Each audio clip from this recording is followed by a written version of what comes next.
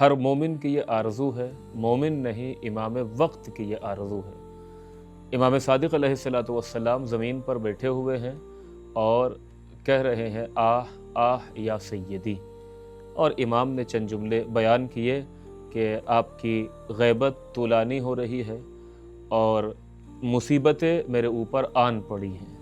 ایک کے بعد ایک مصیبت بڑھتی جا رہی ہے۔ راوی کہتا ہے میں نے امام سے پوچھا کہ آپ کس کا ذکر کر رہے ہیں، کیا مصیبت اور